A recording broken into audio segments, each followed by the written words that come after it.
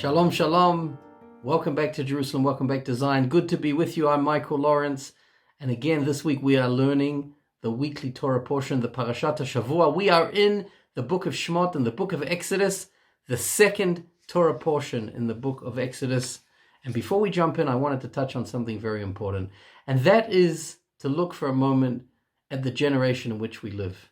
A time when we are connected almost 24/7 to the internet, and we are exposed to and able to see the world as it happens. It's remarkable. Now, there are dangers of this, and particularly to children, should they not be supervised during their time on the internet. There are many dangers and bad influences involved there.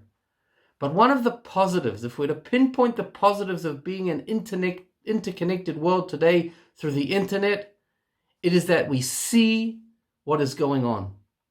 And we're able to see travesties and cruelties and imprisonments and immoral behavior towards nations, towards communities, and towards individuals and to families.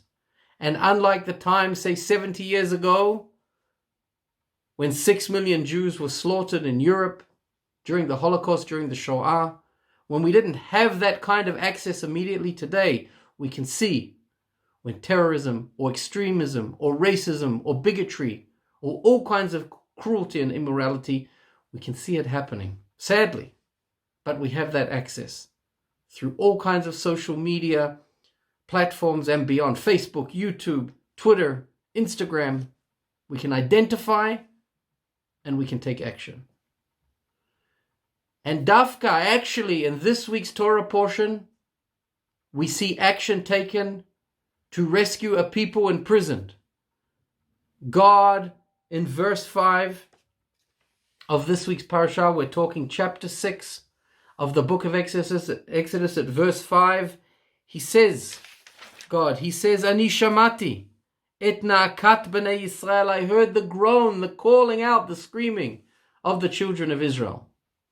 And he calls on Moses, he appears to Moses, and he reminds Moses in verse 4 of chapter 6 of the covenant El Avraham, El Yitzchak, ve'el Yaakov, the covenant he had with the ancestors, with the forefathers of the Jewish people and of the world. And God enters the world. He sees a people imprisoned. He hears them screaming out, and he teams up with Moses. He says, Moses, at verse 10 and 11, come, speak to Pharaoh, speak to the king of Egypt. Come, speak to Pharaoh, king of Egypt, that he send the children of Israel from his land. And what do we see in line 12, in verse 12 and 30 of this chapter 6? Moses is hesitant, but my lips are sealed. What can I do? The king of Egypt to listen to me? Chapter 7, verse 1, God says, this is a team game. You have your brother. He will be with you. He will be your spokesperson. You will go in there together and I will be with you. Play this game, Moses. Work with me here, Moses. We're going in to rescue a people. And what's fascinating about this week's Torah portion is that it's not only rescuing an imprisoned people, but it's taking them on a journey that will see a new set of laws, a new set of traditions being given to us and to the world at Har Sinai, at Mount Sinai, as they travel on the way to the land promised to them and to the forefathers, the land of Israel. We will see in this week's Torah portion 7 plagues, the first 7 plagues that are brought down on Egypt. And every time the king of Egypt, Pharaoh, his heart is hardened. And only next week, in the next Torah portion, when we see the final 3, does he finally let the Bnei Israel, the children of Israel, go, only to pursue them. And all of them, of course, drown, the Egyptians, that is, the soldiers, in the Sea of Reeds as it splits. You know, it's fascinating.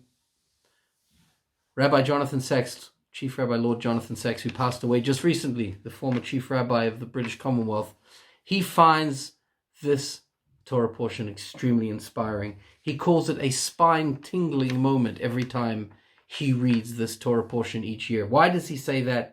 He says because God entered history at this time. And he taught us something extremely important, and it's what I touched on in the beginning of this short session together.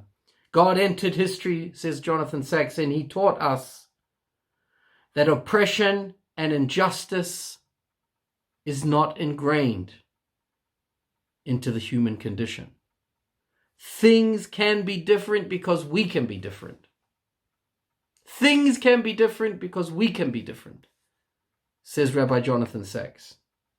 He says that together with God, and this is what God showed us in this week's parashah, in this week's portion, and next week, together with God, if we team up with God like Moses did and believe in him, then we can change the world and we can make history, not just be made by it. I want to repeat that and quote Rabbi Jonathan Sacks. Together with God, we can change the world.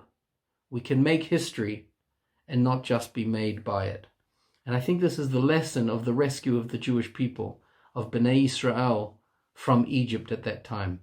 There is no room in this world today even more so today, when we can see what is going on in real time. There is no room in this world to accept imprisonment of peoples, injustices, cruelty, immorality. We have a deep moral obligation to stand and to overcome those challenges and stand together like Moshe and Aaron did, like Moses and Aaron, together with God, and take action. It's not acceptable to watch other people suffer.